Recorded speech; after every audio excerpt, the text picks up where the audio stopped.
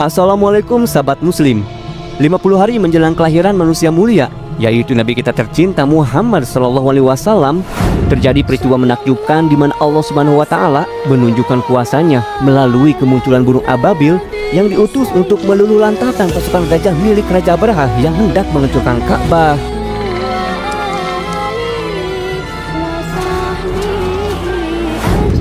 Di mana saat beliau lahir, alam semesta pun menunjukkan tanda keagungannya, sehingga para ahli kitab dari golongan Yahudi maupun Nasrani menyadari jika sosok Nabi terakhir yang telah dijanjikan akan segera lahir. Namun sayangnya sob, selain beliau lahir dalam keadaan yatim, semenjak bayi beliau juga harus berpisah dengan ibu kandungnya dan harus hidup dalam pengasingan bersama seorang perempuan desa dari kabilah Bani Sa'ad yang merawat dan menyusuinya dengan penuh cinta. Dan sebelum kita membahas lebih lanjut tentang bagaimana kehidupan masa kecil Nabi Muhammad, marilah kita awali dengan bersolawat untuknya. Allahumma sholli ala sayyidina Muhammad wa ala ali sayyidina Muhammad.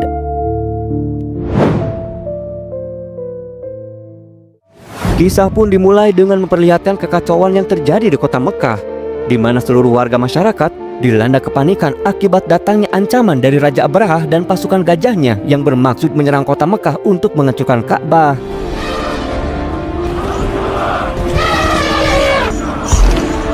Masyarakat kota Mekah yang takut dengan kekejaman Raja Abraha memilih untuk menyelamatkan diri dengan keluar dari kota Mekah.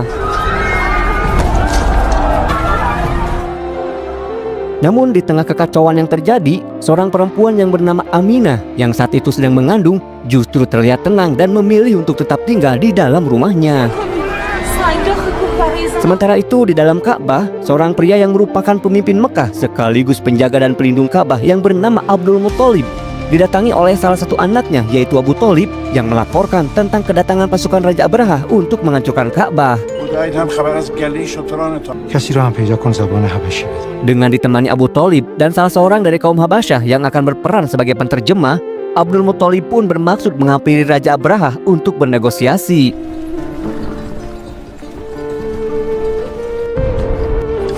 Dan inilah sosok Raja Abraha yang dengan kesombongannya, dia pun memerintahkan Abdul Muthalib untuk meninggalkan sesembahannya dan harus tunduk serta menyembah kepadanya.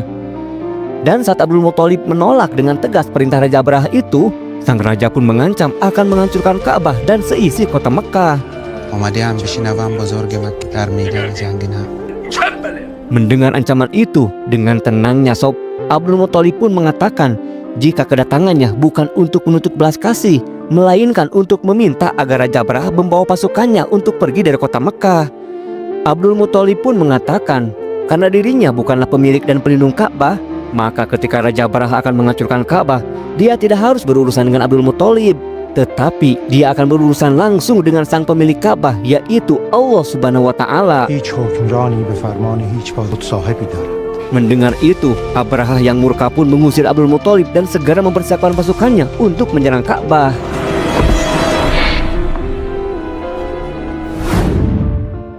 Sementara itu, kondisi kota Mekah pun terlihat sepi karena telah ditinggalkan oleh semua penduduknya. Dan dalam keheningan itulah, Abdul Muthalib pun berdoa di pintu Ka'bah meminta perlindungan kepada Allah Subhanahu wa Ta'ala.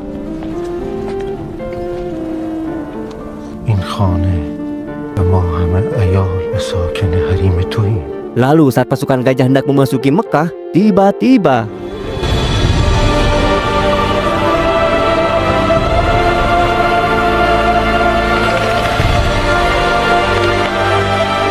di bawah langit yang mulai gelap karena tertutup oleh banyaknya burung ababil, seketika itu para gajah pun berhenti melangkah seolah tak berani untuk memasuki Mekah. Meski sudah dipaksa sekalipun, para gajah malah mengamuk hingga Raja Abraha pun terjatuh dari tunggangannya.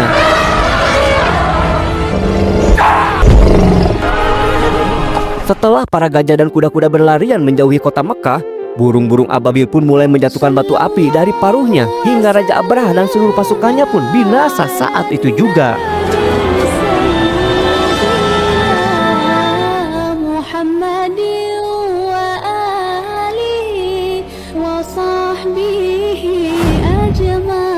Lima 50 hari setelah peristiwa tragis itu, tepatnya di waktu malam saat langit terlihat cerah dipenuhi bintang, seorang rabi Yahudi yang bernama Ismail dikejutkan dengan adanya cahaya terang serta bintang-bintang yang terlihat berjatuhan dari langit.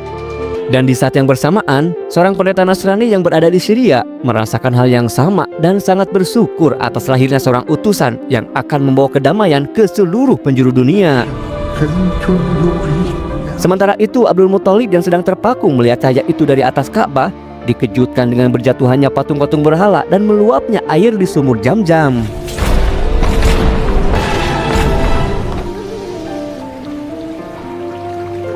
Dan saat menyadari jika cahaya itu menembus ke dalam rumah menantunya, yaitu Aminah yang baru saja melahirkan, dia pun dibuat haru atas anugerah besar dari kelahiran cucunya tersebut.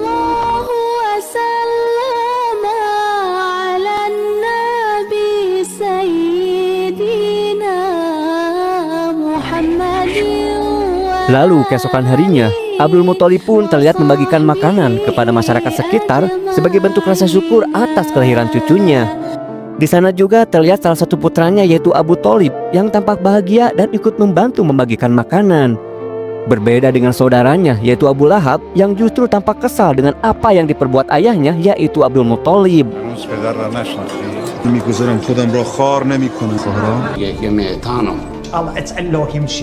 Dan sesuai dengan apa yang dinubuatkan dalam kitab mereka, jika utusan terakhir memiliki tanda di punggungnya, maka salah satu rabi pun menyuruh dan membiayai Rabi Ismail untuk memeriksa seluruh punggung bayi yang baru lahir untuk menemukan bayi manakah yang merupakan utusan Tuhan.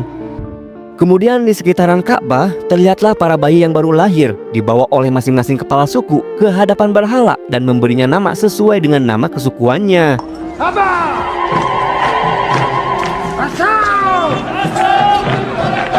Namun berbeda dengan Abdul Muthalib yang mengimani dan menjalankan ajaran Nabi Ibrahim. Saat itu dia tidak membawa bayi dari Aminah ke hadapan berhala, melainkan membawanya ke hadapan Hajar Aswad untuk mengharap keberkahan melalui batu surga. Dan setelahnya, di samping makom Ibrahim, Abdul Muthalib pun mengumumkan jika cucunya itu bernama Muhammad. Mendengar nama itu, sebagian masyarakat pun mulai ricuh dan protes karena selain nama itu asing di telinga mereka, nama Muhammad bukanlah nama dari salah satu berhala yang ada di sana. Dalam kondisi riuh itu, Abu Thalib yang merupakan salah satu paman dari bayi itu pun menegaskan jika keputusan sudah diambil dan nama bayi itu adalah Muhammad.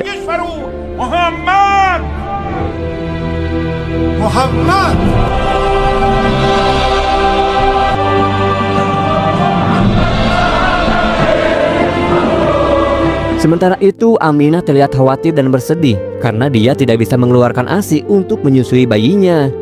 Namun untungnya Sob, seorang perempuan bernama Suwaibah dengan senang hati mau menyusui bayi Aminah tersebut. Dan sayangnya Sob, Suwaibah yang ternyata budak dari Abu Lahab terpaksa harus berhenti menyusui Nabi Muhammad karena sang majikan yaitu Abu Lahab telah melarangnya. Padahal Sob, Abu Lahab ini adalah paman dari Nabi Muhammad. Namun karena kedengkian yang ada di hati Abu Lahab dan juga istrinya, mereka pun enggan untuk membantu Nabi Muhammad.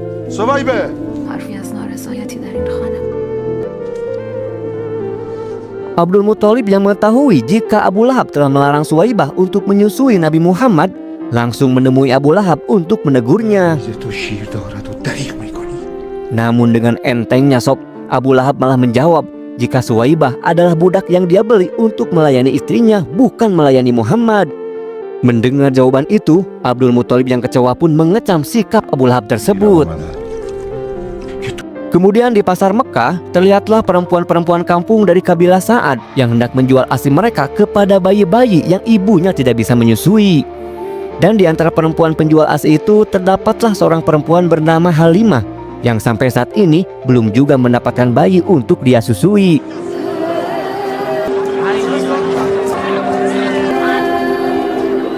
Halimah yang sudah putus asa pun mengutarakan nasibnya itu kepada suaminya yang bernama Haris.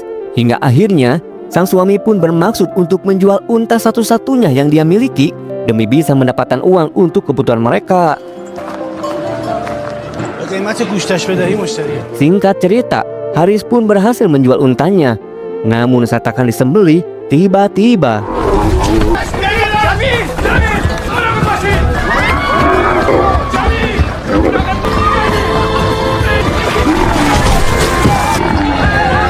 sementara itu Halimah yang sempat melihat jika untanya sedang kabur berusaha untuk mengejarnya. Dan ternyata sob, unta itu berlari memasuki halaman rumah Aminah dan langsung duduk di terasnya. Lalu saat Halimah mencoba membawa unta tersebut, Aminah pun muncul dan meminta Halimah agar membiarkan unta itu beristirahat sejenak. Aminah juga menjamu Halimah dan mempersilahkannya untuk masuk.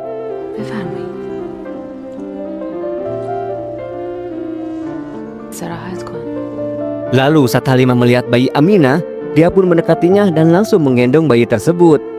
Halimah yang menyadari jika bayi itu terlihat sangat kelaparan, melaporkannya kepada Aminah. Dan Aminah pun menjawab jika dirinya tidak bisa menyusui bayi tersebut, dan dia akan merasa senang jika Halimah mau menyusuinya. Lalu saat Halimah menyusui bayi Aminah, dia pun menangis penuh haru. Begitu juga dengan Aminah yang terlihat menangis bahagia karena bayinya kini bisa mendapatkan ASI.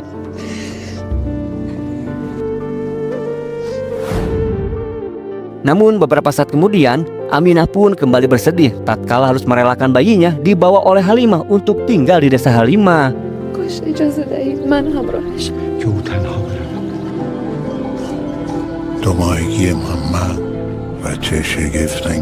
Hal ini juga dialami oleh Nabi Muhammad saat masih bayi. Beliau dirawat dan disusui oleh seorang perempuan desa yang bernama Halimah dari kabilah Sa'ad. Dan beliau pun hidup di sana sampai usianya 4 tahun, dan ada juga yang mengatakan sampai usianya 5 tahun. Kemudian di suatu tempat, terlihatlah Rabi Ismail yang sedang membayar beberapa wanita yang dia tugaskan untuk memeriksa punggung semua bayi yang ada di Mekah. Dengan berpura-pura sebagai dukun yang hendak mengusir setan, para wanita itu pun memeriksa punggung semua bayi yang ada di kota Mekah.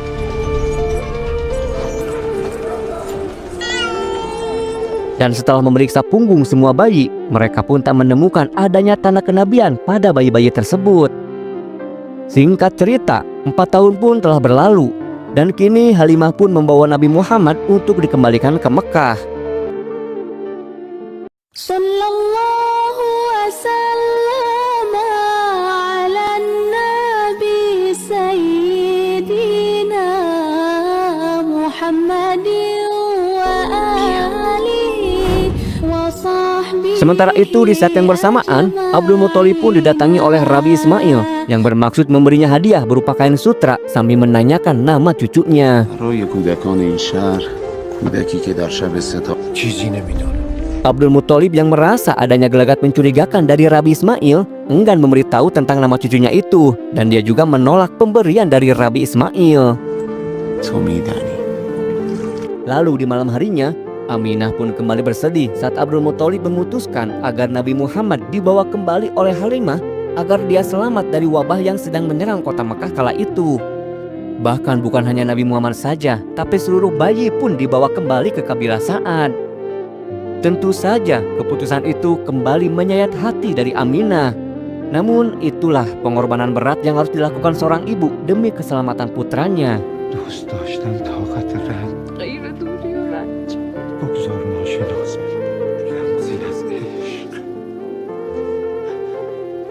Singkat cerita, beberapa tahun kemudian Nabi Muhammad pun kini telah tumbuh menjadi anak yang cerdas. Lalu tiba-tiba Nabi Muhammad pun dipanggil karena ibu asuhnya yaitu Halimah sedang tak sadarkan diri akibat sakit keras. Dan ternyata sob, saat itu Halimah sedang diobati oleh dukun dan dibejep-bejep dengan semacam mantra sambil menempatkan beberapa jimat dan juga berhala. Melihat itu Nabi Muhammad pun mendekat dan langsung menyingkirkan jimat-jimat dan berhala dari tubuh Halimah. Melihat itu, sang dukun pun langsung marah-marah. Dan saat Nabi Muhammad menggenggam dengan lembut tangan Halimah, tiba-tiba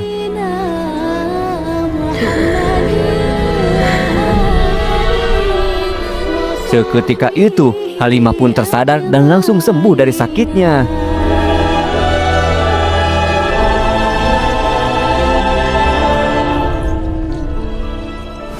Lalu beberapa hari kemudian, tiba-tiba saja datang 3 orang perempuan dengan maksud untuk meminta air. Namun saat Halimah sedang lengah, mereka pun mendekati Nabi Muhammad untuk memeriksa punggungnya. Melihat hal itu dengan cepat, Halimah pun langsung mengusir mereka. Dan sepertinya sob, para perempuan itu adalah suruhannya dari Rabi Ismail.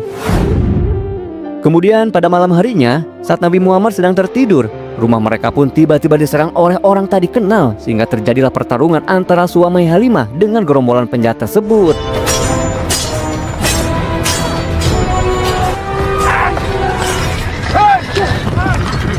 Meski telah berhasil mengusir para penyerang itu, namun Haris yang merasa jika saat ini rumahnya sudah tidak aman lagi bagi Nabi Muhammad, memutuskan untuk segera membawa Nabi Muhammad ke Mekah sesegera mungkin.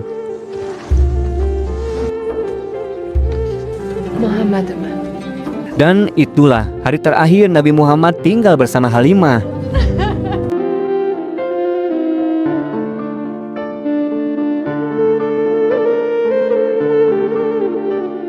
Setibanya di Mekah, Haris pun menceritakan peristiwa penyerangan tersebut kepada Abu Thalib.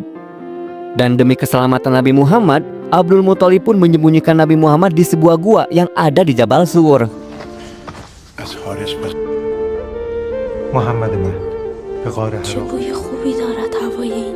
Dan di sanalah Nabi Muhammad kembali bertemu dengan ibu kandungnya, yaitu Aminah. Karena situasi kota Mekah sedang tidak aman bagi Nabi Muhammad, akhirnya Aminah pun membawa Nabi Muhammad ke rumah keluarganya yang ada di Yastrib atau Madinah. Sementara itu di tempat lain, Rabi Ismail pun mendapat laporan tentang adanya rombongan yang keluar dari kota Mekah dengan membawa anak bernama Muhammad. Singkat cerita, setibanya di Yastrib, rombongan Aminah pun disambut oleh keluarganya.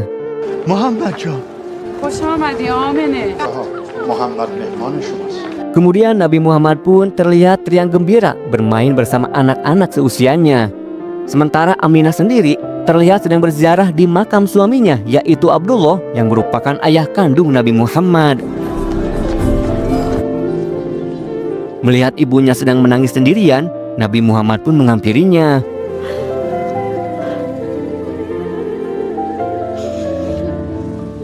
Dan Aminah pun memberitahu Nabi Muhammad jika ini adalah makam ayahnya.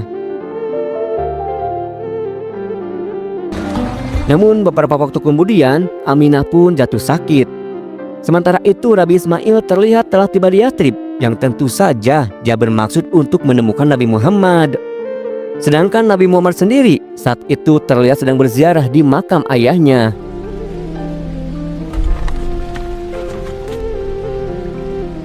Dan saat itulah Rabi Ismail berhasil menemukan Nabi Muhammad yang hendak kembali pulang ke Mekah bersama Aminah. Meski kondisi Aminah terlihat masih lemah, namun dia pun memaksakan diri demi bisa memenuhi amanah dari mendiang suaminya.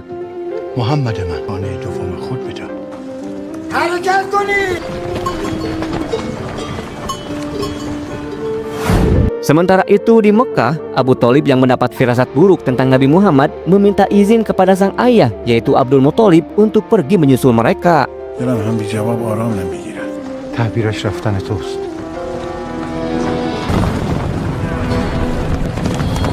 Di tengah perjalanan, Abu Thalib pun bertemu dengan rombongan Aminah yang melaporkan jika sebelumnya ada beberapa orang yang mencari seorang ibu dan anak bernama Muhammad. Namun untungnya sob, rombongan tersebut telah menyembunyikan Aminah terlebih dahulu di desa Abwa karena Aminah terlihat sangat lemah karena sakit yang sedang dideritanya. Dan setibanya di desa Abwa, Abu Thalib pun malah disambut dengan kabar duka terkait kematian Aminah. Sementara Nabi Muhammad sendiri sampai saat ini tak sadarkan diri semenjak kepergian ibunya. Setelah menguburkan jenazah Aminah, Abu Thalib pun segera membawa Nabi Muhammad kembali ke Mekah. Namun karena Nabi Muhammad mengalami demam tinggi dan masih tak sadarkan diri, Abu Thalib pun singgah di suatu sungai untuk merendam badan Nabi Muhammad. Namun tiba-tiba saja sob, beberapa orang tak dikenal pun datang menyerang mereka.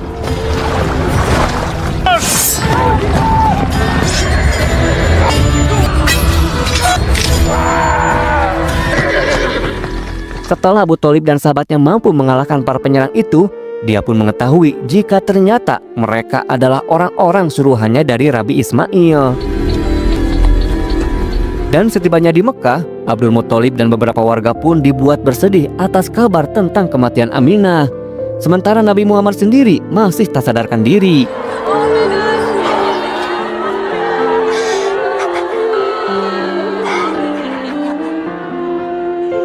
Kemudian Abdul Muthalib pun membawa Nabi Muhammad ke dalam Ka'bah, dan di sana beliau pun berdoa meminta untuk kesembuhan Nabi Muhammad. Lalu keesokan paginya, Nabi Muhammad pun terbangun dari pangkuan kakeknya dalam kondisi sehat. Singkat cerita, tibalah musim ibadah haji, di mana orang-orang berdatangan untuk mengelilingi Ka'bah. Namun sayangnya sob, mereka melakukan itu dicampuri dengan kesyirikan dan penyembahan berhala. Sementara Abdul Muthalib mengajak Nabi Muhammad untuk melakukan haji sesuai ajaran Nabi Ibrahim dahulu. Lalu saat sedang mengelilingi Ka'bah, tiba-tiba saja Abdul Muthalib pun terjatuh pingsan di dekat Ka'bah. Dan semenjak itulah Abdul Muthalib pun mulai sakit dan terbaring lemah. Dan sebelum beliau wafat, Abdul Muthalib pun berwasiat kepada Abu Thalib untuk merawat dan menjaga Nabi Muhammad seperti anak kandungnya sendiri.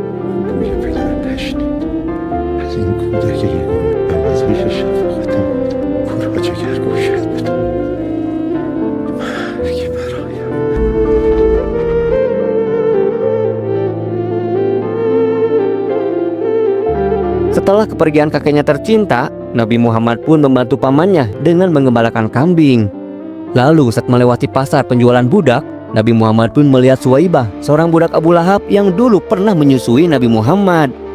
Dan saat ini Suwaibah pun sedang diperjualbelikan. Seketika itu Nabi Muhammad pun menemui Abu Lahab dan membuat kesepakatan untuk membebaskan Suwaibah dengan membelinya. Namun untuk pembayarannya, Nabi Muhammad pun meminta penangguhan karena dia akan bekerja terlebih dahulu. محمد پا به این خانه گذاشت. سر پیمانم هستم. چرا معطلی؟ زنش را برگردانید. Setelah membuat kesepakatan dengan Abu Lahab, Nabi Muhammad pun kembali mengembalakan kambing. Kemudian dengan ditemani Abu Thalib, Nabi Muhammad pun ikut rombongan kafilah untuk berdagang. Mengetahui hal itu, Abu Lahab yang ternyata sebelumnya telah bekerja sama dengan Ismail segera mengirimkan pesan kepada Ismail tentang kepergian rombongan dagang Nabi Muhammad yang kini sedang dalam perjalanan. Kemudian Rabi Ismail pun segera bergerak, dan ketika melihat rombongan dagang Nabi Muhammad dari kejauhan, dia pun semakin yakin jika Nabi Muhammad benar-benar utusan Allah, karena sepanjang perjalanan mereka selalu dinaungi oleh awan. Sementara itu di sebuah gereja, seorang pendeta yang melihat awan aneh pun langsung membuka kitab, dan dia pun menemukan ayat yang mengatakan jika utusan terakhir yang menjadi juru selamat ditandai dengan awan putih yang selalu menaunginya. Lalu setibanya di kota Busro, Abu Thalib dan rombongan pun mulai berdagang di sana. Namun beberapa saat kemudian, mereka pun mendapat undangan dari pendeta Buhairo yang ingin menjamu mereka. حامی نیازمندان مانند فرزند مهربان با خداوند در کلامش به آن تسلی دهنده. Kemudian pendeta Buhairo pun membacakan kitabnya kepada Abu Thalib yang mengatakan tentang ciri-ciri kenabian yang ada pada diri Nabi Muhammad. شما را به سوی حقیقت ناب رهبری خواهد کرد. از آینده شما می‌دهد. را شنیده است بر زبان میراند. سلام. Sementara itu di tempat lain, terlihatlah Ismail dan temannya bermaksud membayar komplotan pembunuh bayaran untuk memerangi kafilah dagang Abu Thalib agar mereka bisa leluasa mengambil Nabi Muhammad. فرات بیشتری اجیر کن ماند بعد از نبرد سایه به سایه پشت سر کاروان بروید حرکت میکنیم. Namun ternyata sob, komplotan itu malah mengkhianati Ismail, karena mereka berpikir daripada repot-repot berperang dengan Abu Thalib, lebih mudah bagi mereka untuk mengambil uangnya saja dengan merampok Ismail dan teman-temannya. Dan ternyata sob, Ismail berhasil selamat dari serangan itu meskipun dia terkena panah di punggungnya. Kemudian rombongan Abu Thalib pun menemukan Ismail yang sedang tak sadarkan diri.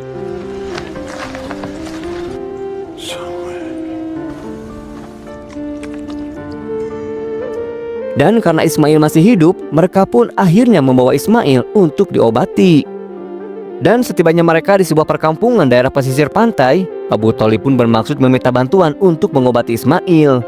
Namun sayangnya sob, saat itu Abu Thalib malah menemukan para perempuan, sementara para laki-laki sedang melakukan pemujaan di sebuah gua.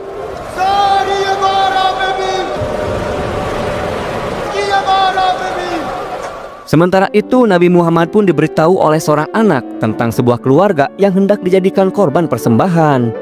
Seketika itu, Nabi Muhammad pun segera melepas ikatannya hingga para warga yang melihat hal itu pun berteriak histeris ketakutan. Teriakan para perempuan itu pun terdengar oleh para laki-laki yang sedang melakukan pemujaan, hingga mereka pun bermaksud untuk menyerang Nabi Muhammad.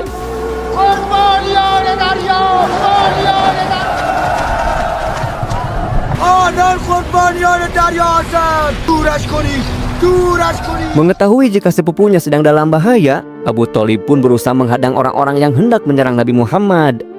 Lalu tiba-tiba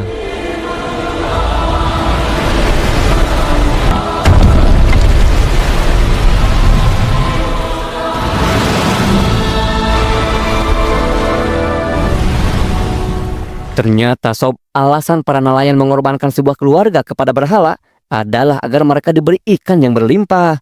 Justru dengan kedatangan Nabi Muhammad yang menghancurkan berhala dan menyelamatkan nyawa manusia, itulah yang menjadikan Allah ridho hingga melimpahkan rezeki berupa ikan-ikan yang datang dengan sendirinya.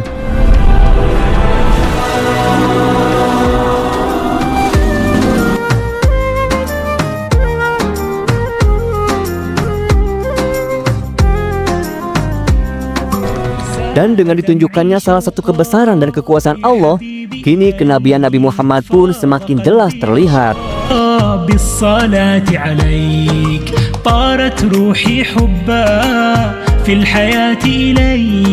Semoga bisa menambah dan menguatkan kecintaan kita kepada baginda besar Nabi Muhammad SAW. Dan bagi sobat-sobat, terima kasih telah menyimak dan semoga bermanfaat. Assalamualaikum warahmatullahi wabarakatuh. في المدينة وجد السكينة محمد نبي